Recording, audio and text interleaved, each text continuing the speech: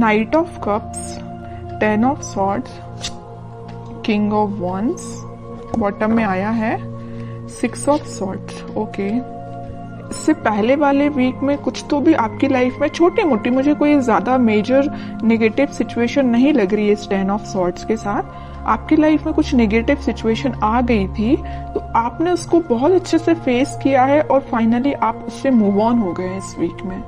और मुझे लग रहा है कि इस वीक में देखिए नाइट ऑफ कप्स और किंग ऑफ वॉन्ड्स के साथ आप किसी को ऑफर देने का सोच रहे हैं या किसी से एक्सेप्ट करने का सोच रहे हैं ऑफर।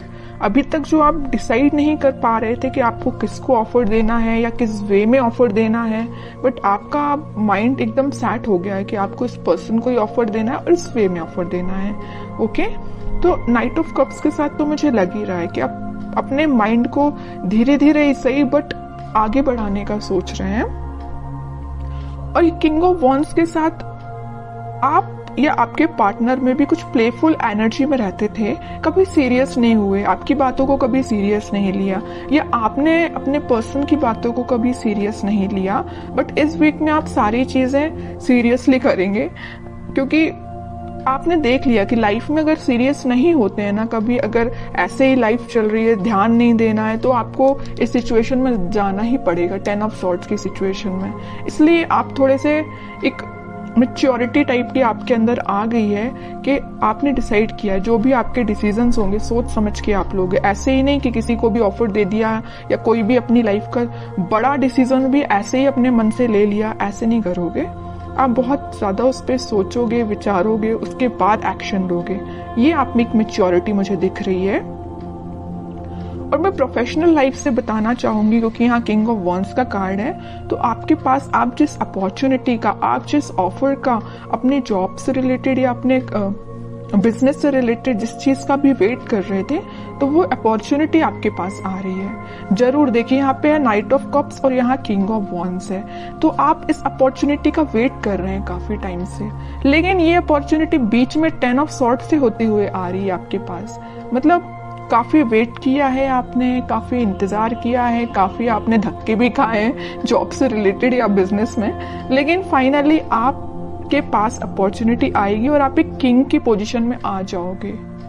आपको मतलब ये होता है कि जिसकी लाइफ में स्ट्रगल होता है ना, वही उस चीज की वैल्यू कर पाता है, आगे लोगों को इंस्पायर कर पाता है। तो आप में वही क्वालिटी आ रही है। जरूर आपने 10 ऑफ सॉर्ड देखा है अपनी करियर लाइफ में या बिजनेस में, लेकिन अब आप देखिए किंग की पोजीशन में आ गए। ओके, तो आपको कोई टेंशन तो मुझे मेजर दिखाई नहीं दे रही है, बस छोटी मोटी अगर कोई टेंशन होगी भी तो शॉर्ट आउट हो जाएगी। अब आपके पार्टनर देखते हैं किस एनर्जी में चल रहे हैं फिलहाल। 5 of pentacles, night of pentacle,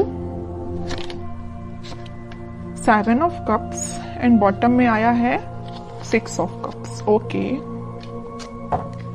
आपके पार्टनर मुझे लग रहा है कुछ लोगों को तो यहाँ कोल्ड शोल्डर दे के गए, कुछ लोगों को मतलब अकेले ही छोड़ के चले गए। कब चले गए, कैसे चलेगा, किसी को नहीं पता।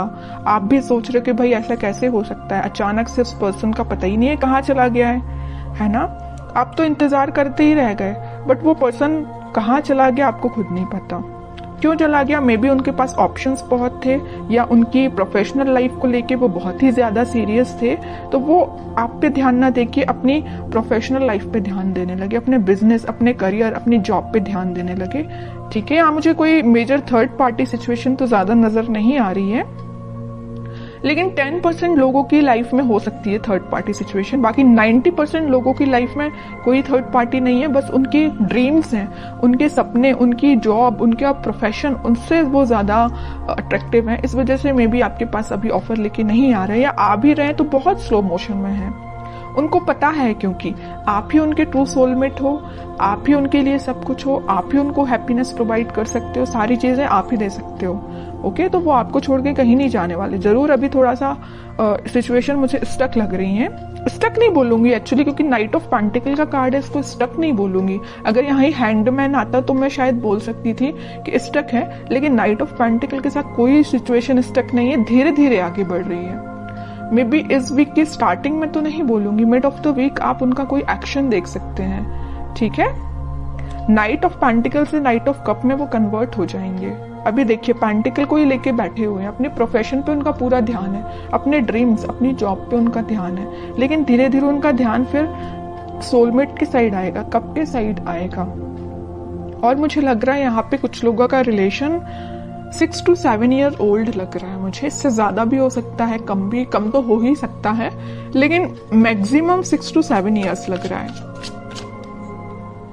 10 of Wands, 3 of Wands and bottom में आया है व्हील ऑफ फॉर्च्यून।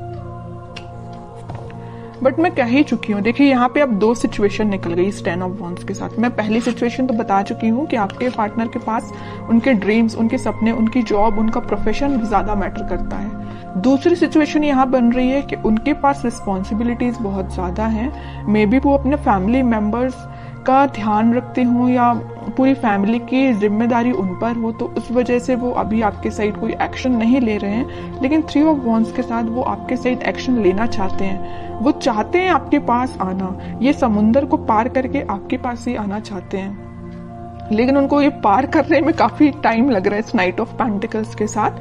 तो आप देख लीजिए आपकी सिचुएशन क्या है दोनों सिचुएशंस में से।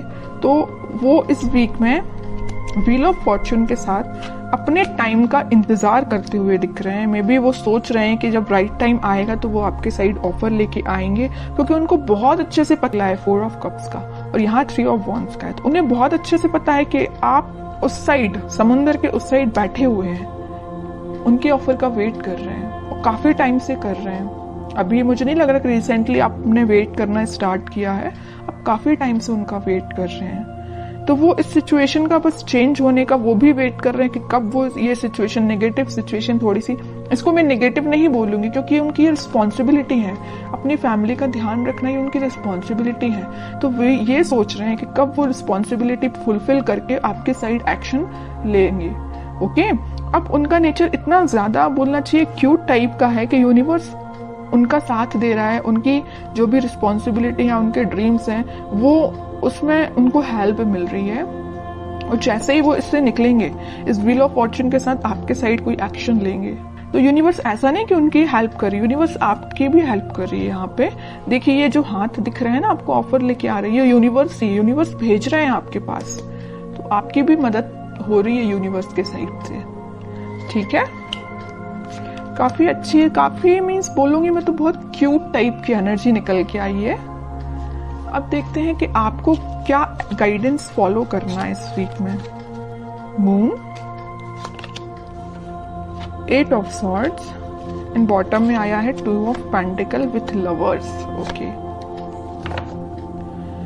आपकी एनर्जी तो लग रही है मुझे काफी ज्यादा आप इमोशनल काइंड के बंदे हैं।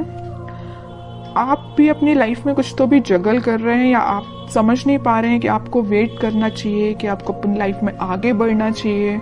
आप थोड़ा सा कंफ्यूजन मोड में चले गए हैं, क्योंकि आप बहुत ही इमोशनल काइंड के पर्सन हैं। अगर आप किसी का वेट करते हैं तो बहुत तरीके से वेट करते हैं, ऐसा नहीं है कि 1 महीने या 1 साल आपने वेट किया और आगे बढ़ती, ऐसा नहीं। आप बहुत डेडिकेटेड काइंड के पर्सन हैं।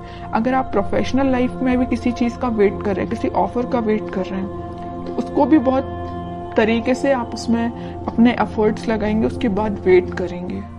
ओके, तो आप मुझे बहुत डेडिकेटेड काइंड के पर्सन लग रहे हैं। कोई भी आप किसी भी चीज में जल्दबाजी नहीं करते हैं। तो आप अपनी लाइफ के डिसीजंस पर पॉजिटिव तरीके से लीजिए, बाकी सब भगवान पे छोड़ दीजिए, यूनिवर्स पे छोड़ दीजिए। अनएक्सपेक्टेड वे में आपको रिजल्ट्स मिलेंगे।